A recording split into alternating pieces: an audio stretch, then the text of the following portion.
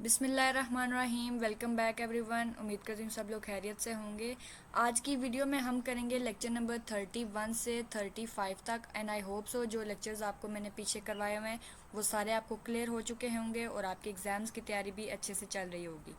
उसके बाद एक चीज़ मैं आपको बोलूँ, जो नए स्टूडेंट हैं वो चैनल को लाजमी सब्सक्राइब करिएगा और वीडियो को लाजमी शेयर करिएगा अपने वीडियो के ग्रुप्स में और अपने फ्रेंड्स के साथ। इस लेक्चर का नाम है दी फ्यूचर IPv6।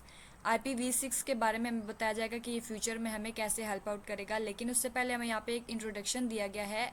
जो अभी IPv जो है या IP वर्जन चल रहा है वो 4 वाला है, जो कि 20 साल पुराना है। अब ये जो बुक है तकरीबन 10-15 साल पुरानी है, तो हो सकता है ये उसमें ऐड हो जाए या फिर इन्होंने एडिटिंग पहले से की हो, लेकिन आपका MCQs अगर आएगा तो आपने 20 साल को ही सिलेक्ट करना है। इसमें बताया जा रहा है IP4 की जो एबिलिटीज़ हैं बहुत ज़्यादा न्यू हैं और बहुत ज़्यादा अच्छी हैं। IEFT has proposed entirely new version to address some specific problem. अब ये IEFT ये आपका MCQs है। सक्सेस ऑफ IP ने जो है अकोमोडेट किया है बहुत अच्छे ड्रामेटिक, मतलब नॉर्मली बंदा उस पर बिलीव नहीं कर सकता, इतने लेवल पे उसने अच्छा काम किया है ओरिजिनल डिज़ाइन से। लेकिन जो बेसिक प्रिंसिपल था ना वो अभी भी चल रहा है। IP का एड्रेस या था, IP एड्रेस या IP सक्सेस जो है हुई कैसे, अभी बहुत अच्छा काम कर रहा है, लेकिन जो उसके बेसिक प्रिंसिपल्स हैं वो भी बहुत अच्छे से काम कर रहे हैं अभी भी। उसके बाद इसकी बहुत ज़्यादा टाइप्स हैं हार्डवेयर में। स्केलिंग को देखते हैं। Scale is also dramatically changed, scale भी चेंज हो गया है। साइज़ उसका चेंज हुआ है from 10 to few tens of million, कुछ 10 से कई मिलियंस तक चेंज हुआ है। और उसके बाद इसकी स्पीड के बारे में बताया गया है 56 kbps से 1 गीगा बाइट पर सेकंड पर चला गया है। इसका साइज़ भी बड़ा है हार्डवेयर का। उसके बाद मोटिवेशन फॉर चेंज। अब यहाँ पर कह रहे हैं कि ये जो चेंज हुआ है IP के अंदर, इसका रीज़न क्या था, तो इसका रीज़न ये भी हो सकता है एड्रेस स्पेस करना। ठीक है, एड्रेस स्पेस को चेंज करना, ये इसका रीज़न हो सकता है या मोटिवेशन हो सकती है चेंज करने की। 32 बिट एड्रेस क्या करता है, allow for over a million network. अगर 32 बिट का एड्रेस स्पेस होगा तो वो उसके अंदर मिलियंस ऑफ नेटवर्क्स आ सकते हैं। लेकिन बहुत सारे नेटवर्क क्या होते हैं, CN2 small for many organisation, लेकिन कुछ जो नेटवर्क होते हैं वो कंपनी के लिए या ऑर्गेनाइजेशन के लिए बहुत छोटे होते हैं। तो यहाँ पे लिखा है 214 क्लास B जो होती है वो क्या करती है, already almost exhausted and exhaustion was first predicted to occur a couple of years ago। Exhaust का मतलब है ज़रूरत से ज़्यादा लोड पड़ जाना और वो चीज़ इस काबिल ना रहे। जैसे इंसान पर अगर ज़रूरत से ज़्यादा काम पड़ जाए उसके सर पे तो वो एग्जॉस्ट हो जाता है, इसी तरह अगर किसी नेटवर्क पे ज़रूरत से ज़्यादा लोड हो जाए तो वो क्या होता है, एग्जॉस्शन का शिकार हो जाता है। उसके बाद सेकंड पैरामीटर दिखाया गया है इस type of service the IP provides. पहले वाला क्या था, स्पेस जो है एड्रेस स्पेस है उसको चेंज करने के लिए, और दूसरा क्या था, सर्विस जिस तरह की वो दे रहा है उसको भी देखना है। उसके बाद है नाम और वर्जन नंबर कैसे होता है।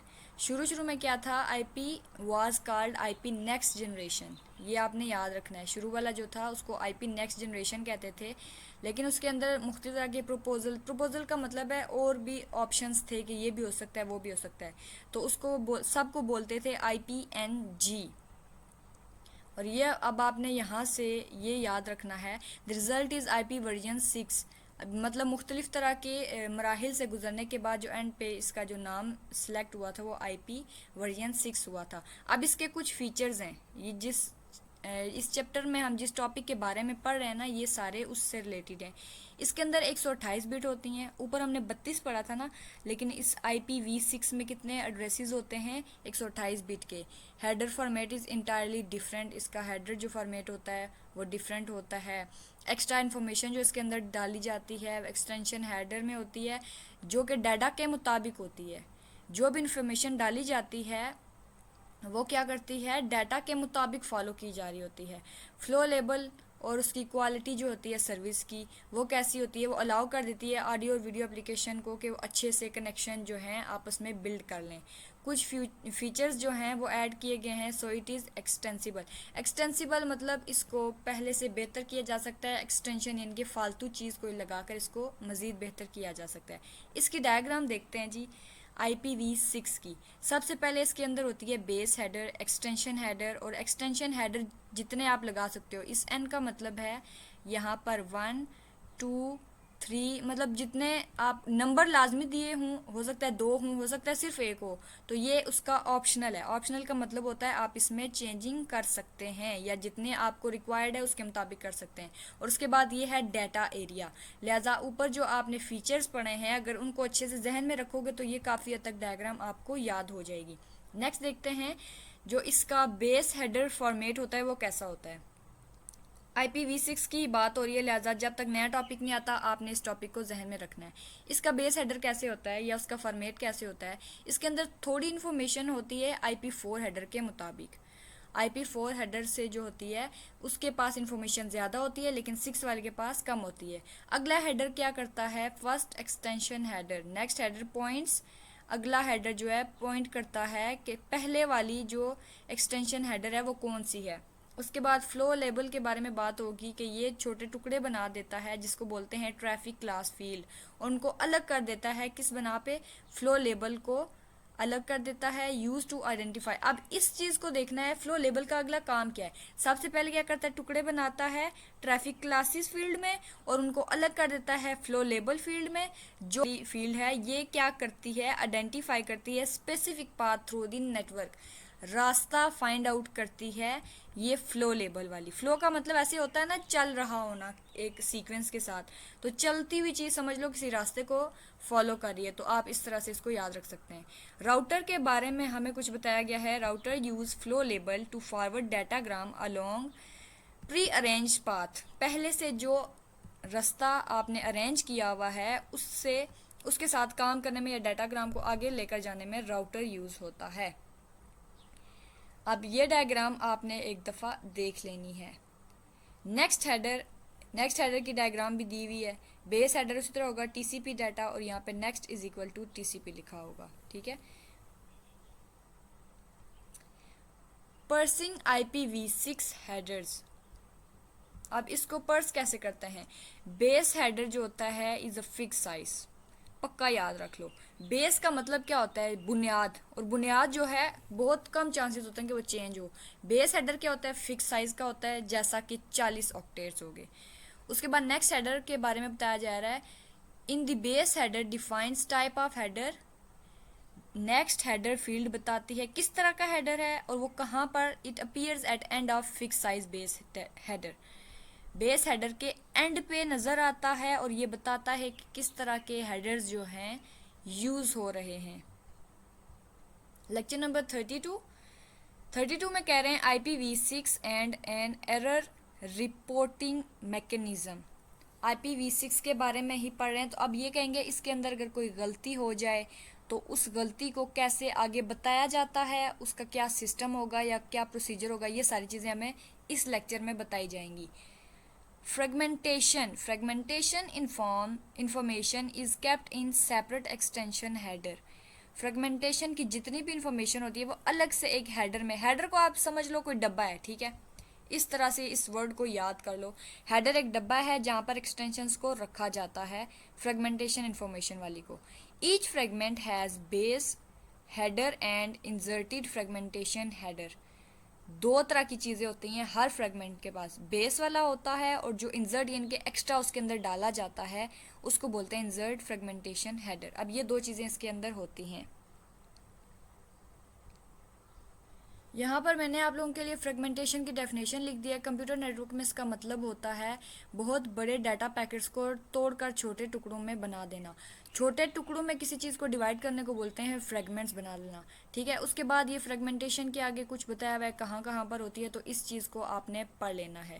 और यहाँ पर बता रहे हैं fragments have separate headers and trailers. अभी आप हेडर से रिलेटेड पढ़ रहे हो तो इस चीज़ को जहन में रखो कि हर फ्रेगमेंट का यानी कि हर छोटे पार्ट का अलग से हेडर होगा। अब हम चलते हैं नेक्स्ट पे। फ्रेगमेंटेशन एंड पाथ MTU वाला टॉपिक मेरे ख्याल में हम पीछे एक दफ़ा पढ़ चुके हैं, मुझे एग्जैक्ट याद नहीं है लेकिन मुझे लगता है पढ़ा है।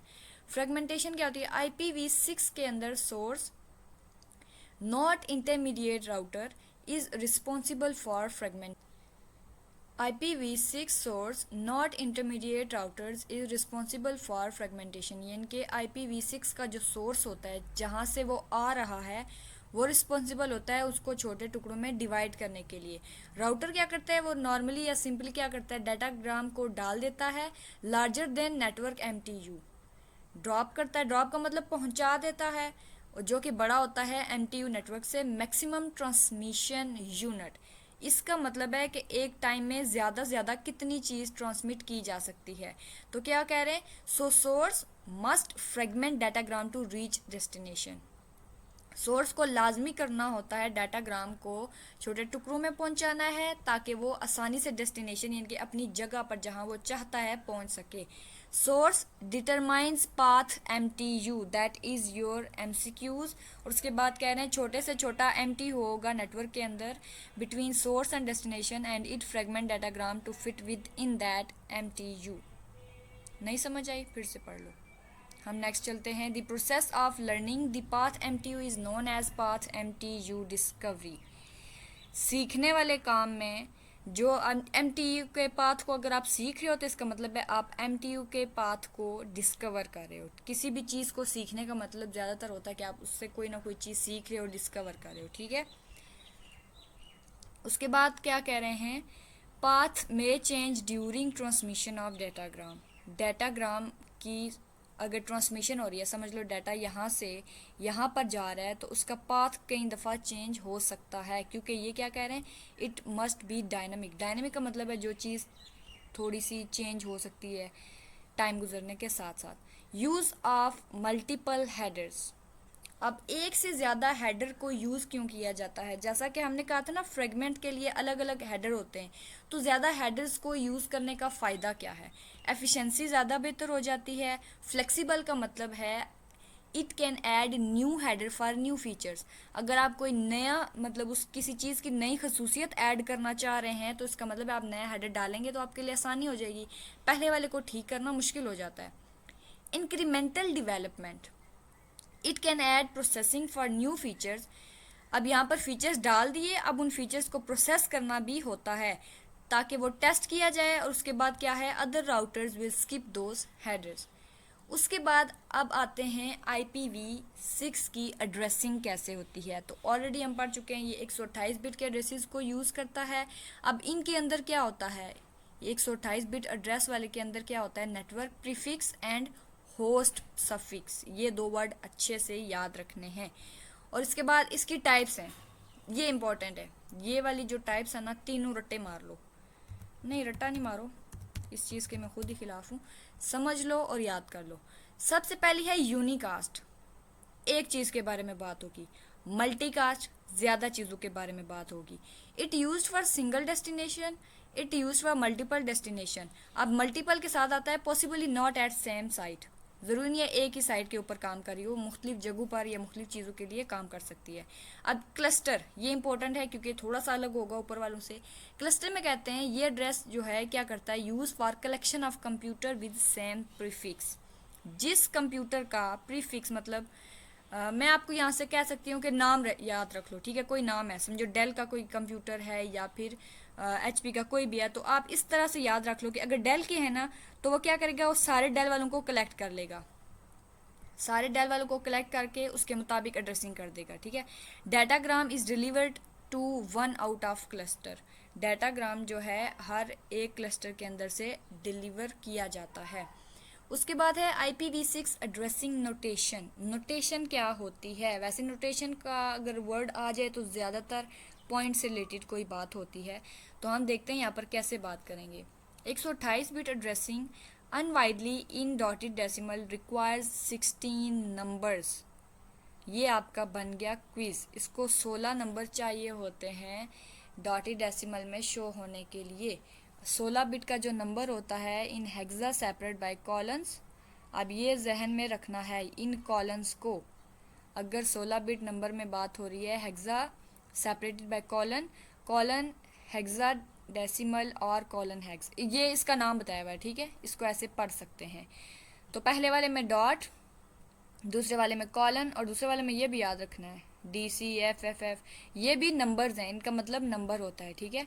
उसके बाद zero compression, series of zeros indicated by two colons, दो कॉलन लगाकर आप सीरीज ऑफ ज़ीरो को इंडिकेट यानी कि शो कर सकते हैं। उसके बाद है IPv6 जो होता है एड्रेस विद 96 लीडिंग ज़ीरोज़, इसके अंदर 96 लीडिंग ज़ीरो होते हैं, is interpreted to hold an IPv4 address, इस चौथे वाले को होल्ड करने के लिए छवें वाले के अंदर 96 लीडिंग ज़ीरोज़ होते हैं। आई होप मैंने जो बोला है आपको समझ आ गया है। एन एरर रिपोर्टिंग मैकेनिज़्म, अब आए हैं इस लेक्चर के मेन टॉपिक की तरफ। Introduction, IP provides best effort delivery, IP के अंदर जो डिलीवरी होती है वो बेस्ट होती है, इनके अच्छे से काम कर रहा होता है। Delivery problems can be ignored, datagram can be dropped on the floor. Internet control message protocol ICMP, internet control message protocol, अच्छे से याद रखना है। प्रोवाइड्स एरर रिपोर्टिंग मैकेनिज्म, हमने क्या कहा था कि अगर एरर हो जाएगा तो हमें कैसे पता चलेगा, तो उसका आंसर है ये इंटरनेट का कंट्रोल और मैसेज प्रोटोकॉल, इसको इसी तरह याद कर लो, जो कि हमें बताता है कि क्या मसला चल रहा है। Best effort semantics and error detection, हम पहले से एफर्ट कर लें कि कौन कौन सा एरर आ सकता है, हम उसको पहले से ही देख लें, ये करना है वो करना है। उसके बाद एक और चीज़ है, अगर एरर डिटेक्ट हो गया तो हमने उसके बाद क्या करना है। Internet layer can be detected a variety of errors, अब ये एरर्स हैं, ठीक है, इन एरर्स को याद कर लो अच्छे से। Checksum header only, TTL expire हो गया या उसका कोई रूट ही नहीं है किसी डेस्टिनेशन पे पहुंचने के लिए, अब ये 3 मसले हो गए। Can't deliver to destination host, no ARP reply, यानी कि अगर ARP ने रिप्लाई नहीं दिया तो इसका मतलब है कि डेस्टिनेशन होस्ट पर डिलीवर नहीं हो सकता। तो ये उसके 4 मसले हैं। ये क्या है, internet layer can detect variety of errors. अब ये आपका एक और क्विज बन गया है। इंटरनेट लेयर क्या करती है, बहुत सारे एरर्स को फाइंड आउट कर सकती है। उसके बाद यहाँ पर भी काम लिखा हुआ है उसका, तो रीड कर लीजिएगा। हम चलते हैं अगले पे, internet control message protocol, some errors can be reported, कुछ एरर जो होते हैं पता चल जाता है। Router send message back to source in datagram, वो क्या करता है, मैसेज पीछे सेंड करता है जहाँ से वो आ रहा है।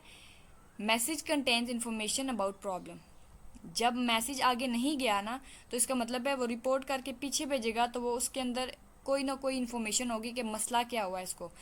It is encapsulated in IP address, message की कितनी टाइप्स होती हैं।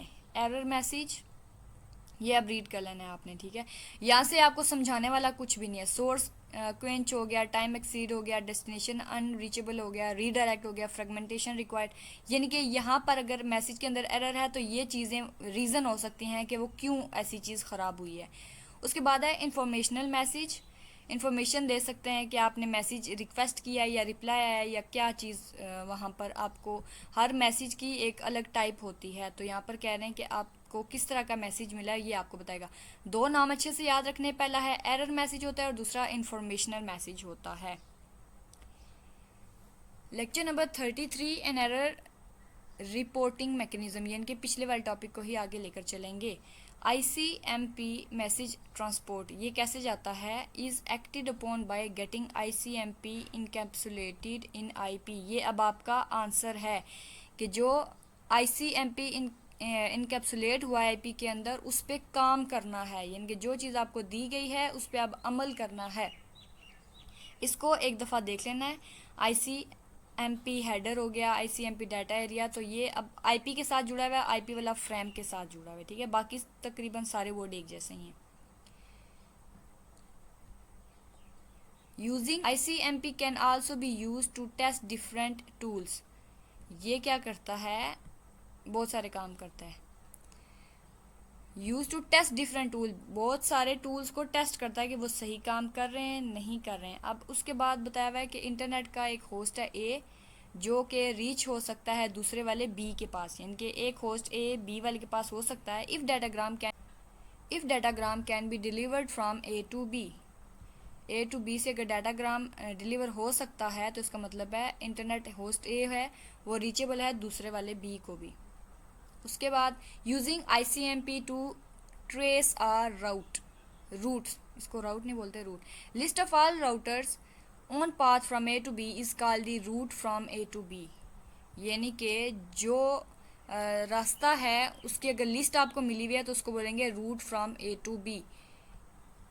रूट रास्ते को बोलते हैं, तो आपको जब उसके बारे में सारी चीज़ें पता चल गई तो उसको रूट बोलेंगे। ट्रेसेंट विंडो वर्जन सेंड्स ICMPE को मैसेज विद इंक्रीजिंग TTL को बढ़ाकर ट्रेसेट क्या करता है, ICMPE को मैसेज सेंड कर देता है। उसके बाद ये वाला एक देख लेना है, router that decrement TTL to 0 sends ICMP time exceed message. Last address क्या होता है, printed by trace route. There are two possibilities use to detect the destination. दो रास्ते हैं जिससे हमें पता चल जाए कि हमारी मंजिल कहाँ है या हमने कहाँ पहुँचना है। हमने नहीं, ये जो सारा नेटवर्क की बात हो रही है तो उन्होंने कहाँ पहुँचना है। सेंड एन ICMPE को रिक्वेस्ट, सबसे पहले ई को रिक्वेस्ट भेजनी है कि कहाँ पहुँचना है। उसके बाद send datagram to non existent application, ऐसी एप्लीकेशन पे भेज दो जो कि एग्जिस्ट नहीं करती, ठीक है, अभी एग्जिस्ट नहीं करती। Destination host will generate N ICMP destination unreachable message, वो हमें बताएगा कि ये यहाँ पर मैसेज नहीं जा रहा। जैसे कि अगर आपको किसी बंदे का नंबर एग्जैक्ट याद नहीं है, एक नंबर 1 है या 2 है, तो आप उन दोनों को टेस्ट करोगे, पहले 1 पे मारोगे, अगर वो रॉन्ग नंबर हुआ तो आपको पता चल जाएगा ये अनरीचेबल है। कॉल तो चलेगी लेकिन वो आपके काम का बंदा नहीं होगा। उसके बाद है using ICMP for path MTU की खातिर ICMP को यूज़ करना। अब ये नाम अभी आपको थोड़ा थोड़ा डाउट में डालेंगे क्योंकि फर्स्ट टाइम सुन रहे हो ना, तो जब आप इसको रिवाइज करोगे, रीड करोगे, तो ये सारी चीज़ें आपके लिए वेल नोन हो जाएंगी। Fragmentation should be avoided. Source can be configure outgoing datagrams to avoid fragmentation. Fragmentation से जो है बचा जाना चाहिए।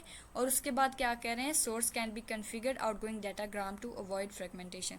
अब इस सोर्स को जो है अच्छे तरीके से डील किया जाए ताकि फ्रेगमेंटेशन वाला काम ना हो। Source determines path MTU, source बताता है कि MTU का पाथ कौन सा है। और उसके बाद smallest network MTU on path from source to destination, और उसका छोटे से छोटा रास्ता भी बताता है। पहले रास्ता बताता है, फिर बताता है कि कम से कम रास्ता कौन सा है या जिस पे कम से कम टाइम लगेगा। वीडियो काफ़ी लेंथी हो रही है, तो अभी मैं आपको लेकर चलती हूँ डायरेक्ट, जो इंपॉर्टेंट चीज़ें हैं उसके बारे में बताऊँगी, बाकी हाइलाइट्स आपने पढ़ लेने हैं। UDP datagram transport service. अब ये सर्विस कैसे होती है, इसके अंदर कुछ टर्मिनोलॉजीज यूज़ की जाएंगी। IP हो गया, ट्रांसपोर्ट प्रोटोकॉल्स। तो ये जितने भी पॉइंट्स हैं ना, कंप्यूटर टू कंप्यूटर डेस्टिनेशन या कम्युनिकेशन, ये पॉइंट्स अक्सर आपके आते हैं, ठीक है। ये आपने जहन में रखना है। किसी भी बुक के अंदर अगर इस तरह के पॉइंट्स लिखे हुए हैं ना, तो ये आपने लाजमी करना है। वो कहेंगे 3 पॉइंट्स लिख दो, 2 लिख दो, या नाम पूछ लेंगे। इंट्रोडक्शन है, UDP is the first of the transport protocol in TCP ICP protocol suit. इसके अंदर ये पहला ट्रांसपोर्ट होता है UDP। उसके बाद दी नीड फॉर ट्रांसपोर्ट प्रोटोकॉल, क्यों हमें चाहिए होता है। Internet protocol can not distinguish between application program running on the same computer. Application program जो है चल रहा होता है मुख्तलिफ कंप्यूटर के अंदर, तो वो इंटरनेट प्रोटोकॉल उसको फाइंड आउट नहीं कर सकता, उसे समझ नहीं आता ये कैसे काम कर रहा है। तो इस चीज़ के लिए फिर क्या होता है, ट्रांसपोर्ट प्रोटोकॉल को यूज़ किया जाता है। एंड टू एंड प्रोटोकॉल कौन सा है, इस लाइन को एक दफ़ा लाजमी ऊपर से पढ़ लेना। The user datagram protocol UDP। अब ये आपका क्विज़ भी है, ठीक है, एक ये वाला आपका क्विज़ है, और ऊपर जो मैंने ये लाइन बताई है ना, यहाँ से भी एक क्विज़ है। एग्जैक्ट मुझे याद नहीं है किस तरह से आया था, लेकिन यहाँ पर क्विज़ एंड टू एंड वाला जो वर्ड है इससे रिलेटेड कोई ना कोई क्विज़ है। TCP IP contains two transport protocol, ये आपका शॉर्ट क्वेश्चन भी बन गया। कई दफ़ा लॉन्ग भी आ जाता है, इस चीज़ को इग्नोर नहीं करना, ठीक है। जो शॉर्ट में आता है ना, अक्सर वो लॉन्ग में भी आ जाता है। UTP TCP, ये अब इसकी किसकी टाइप्स हैं, TCP IP की।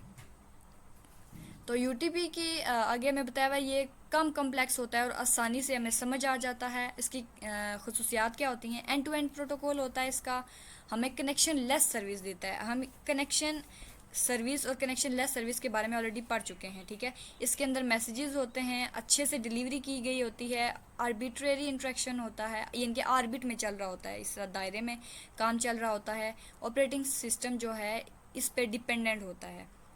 जो कंप्यूटर या लैपटॉप के अंदर ऑपरेटिंग सिस्टम चल रहा है ना, ये उस पर डिपेंडेंट होता है। कौन? UDP, connection less paradigm. इसको मैं अब आपको नहीं करवाऊंगी क्योंकि ऑलरेडी पढ़ चुके हैं। अब आप इसको यूडीपी की नज़र से पढ़ेंगे, कनेक्शन लेस पैराडाइम को।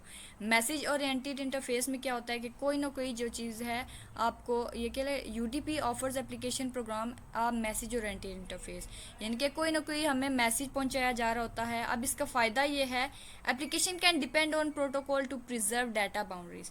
डाटा बाउंड्रीज को सेव करने के लिए हम एप्लीकेशन उस पर डिपेंड होती हैं, और ये फ़ायदा है यूडीपी का। इसका नुकसान क्या है? हर यूडीपी के लिए अलग से एक जो है होना चाहिए, आईपी डाटाग्राम होनी चाहिए। तो ये हमारे लिए बहुत इशू होता है कि अलग अलग से हर चीज़ को प्रोवाइड करना। इसका रिज़ल्ट जो है गलत हो सकता है, इनएफिशिएंट, यानी कि ज़्यादातर अच्छा नहीं होता। तो इसको बोलते हैं use of the underlying network. UDP communication semantics. अब ये आपस में कम्युनिकेट कैसे करते हैं? तो ये IP for all delivery use करते हैं, आईपी को यूज़ करते हैं। That is same best effort delivery as IP. उसके बाद यूटीपी को यूज़ करने के लिए क्या करते हैं, एक एप्लीकेशन को इस काबिल होना चाहिए कि वो प्रॉब्लम को डील कर सके, या फिर जो प्रोग्रामर है उसे पता होना चाहिए कि स्टेप बाय स्टेप अगर कोई डिटेक्ट करना पड़ जाए हमें एरर, तो वो कैसे किया जाए, और पहले से प्रॉब्लम के आने से पहले ही वो बता दे कि इस तरह डिटेक्ट होगा, इस तरह ठीक होगा। तो ये इसके दो काम हैं। एग्जाम्पल्स दी गई हैं, आपसे इन दोनों के नाम पूछ सकते हैं कि बताएं यूडीपी की एग्जाम्पल में कौन कौन सी चीज़ें आ सकती हैं, तो ये पढ़ लेना। आर्बिट्रेरी इंट्रैक्शन, अब ये इंपॉर्टेंट है और इजी है, ठीक है, इसको खुद कर लेना आप, मैं सिर्फ आपको इसका बता रही हूँ। 1 to 1 यानी कि एक से एक के ऊपर जाएगा। 1 to many यानी कि एक चीज़ ज़्यादा चीज़ों को अवेलेबल होगी। many to 1 यानी कि ज़्यादा चीज़ें सिर्फ एक चीज़ को अवेलेबल होंगी। जैसे कि ज़्यादा स्टूडेंट है वो सिर्फ एक टीचर को टेस्ट दे रहे होंगे। इसकी आसान सी एग्जाम्पल ये है। many to many, बहुत सारी एप्लीकेशन जो है बहुत सारी एप्लीकेशन के साथ रब्ता रख रही होंगी। Support for unicast, multicast and broadcast, ये इजी है। UDP allow multicast, UDP allow multicast 1 to many interaction, ये आपका क्विज है, ठीक है। End point identification with protocol port, अब नंबर के बारे में बताया गया। यूटीपी क्या करता है, application as an end point, application को फाइंड आउट करता है, आइडेंटिफाई करता है या नाम दे देता है, किसके नाम से? एंड पॉइंट के तौर पर। UTP defines a set of identifier called protocol ports, ये आपके क्वेश्चन आ सकता है शॉर्ट, इसकी खसूसियात बताएं यूटीपी की। उसके बाद the address and protocol port specification of an application define the type of communication. Address और प्रोटोकॉल पोर्ट जो होते हैं ये हमें बताते हैं किसी भी एप्लीकेशन के बारे में कि उसके अंदर किस तरह की कम्युनिकेशन हो रही है। और उसके बाद 1 to 1 कम्युनिकेशन करने के लिए क्या होता है, किसी भी एप्लीकेशन के अंदर ये वाली चीज़ें होनी चाहिए। 1 to 1 यानी कि एक चीज़ दूसरी एक चीज़ के साथ ही रब्ता करे। तो इस चीज़ को श्योर करने के लिए क्या होता है, ये चीज़ें रखी होती है। लोकल पोर्ट नंबर होना चाहिए, रिमोट आईपी एड्रेस होना चाहिए, उसके बाद रिमोट पोर्ट नंबर होना चाहिए। ये आपका शॉर्ट क्वेश्चन बन सकता है। फाइनली लास्ट लेक्चर पर आगे, lecture number 35, datagram format and TCP, reliable transport service, ऐसी सर्विस जिस पे हम ट्रस्ट कर सकते हैं या कोई भी जो नेटवर्क है वो ट्रस्ट कर सकता है कि ये अच्छे से काम कर रही है, वो कैसे काम करेगी। यूडीपी इनकैप्सुलेशन, इनकैप्सुलेशन कैसे की जाती है यूडीपी की, packets is encapsulated in IP datagram. अब ये आपका क्वेश्चन है, यूडीपी पैकेट क्या करते हैं, इनकैप्सुलेट कर देते हैं आईपी एड्रेस आईपी डाटाग्राम के अंदर, और उसके बाद क्या होता है, IP datagram is then encapsulated in the frame. अब ये पहला समझ लो, यूडीपी पैकेट आता है इसके अंदर और ये वाली चीज़ दोबारा जाती है इसके पास फ्रेम के पास। ठीक है, ये दो चीज़ें अच्छे से याद रखनी है। यहाँ से देखते हैं कैसे काम कर रहा है। आईसीपी हेडर आ गया, आईपी हेडर आ गया, आईपी डाटा एरिया, इसमें कोई भी चेंज नहीं हुआ। बस समझ लो यहाँ से सिंपली यूडीपी से यहाँ पर आए और फिर यहाँ से लास्ट में फ्रेम के पास आ गए। टीसीपी क्या होता है? TCP is the major transport protocol in the TCP IP suite. सबसे बड़ा और इम्पोर्टेंट प्रोटोकॉल होता है किसी भी चीज़ को ट्रांसपोर्ट करने का। इट यूजेस अनरिलायबल डाटाग्राम्स, ऐसी डाटाग्राम्स को यूज़ करता है जिन पे हम ट्रस्ट नहीं कर सकते। उसके बाद क्या कर रहा है? It provide reliable data delivery, लेकिन डाटा डिलीवरी इसकी जो होती है वो रिलायबल होती है, इनके ट्रस्ट वर्दी होती है। हमें ऐसा डाटा ट्रांसपोर्ट क्यों चाहिए होता है जिसके अंदर रिलायबिलिटी हो?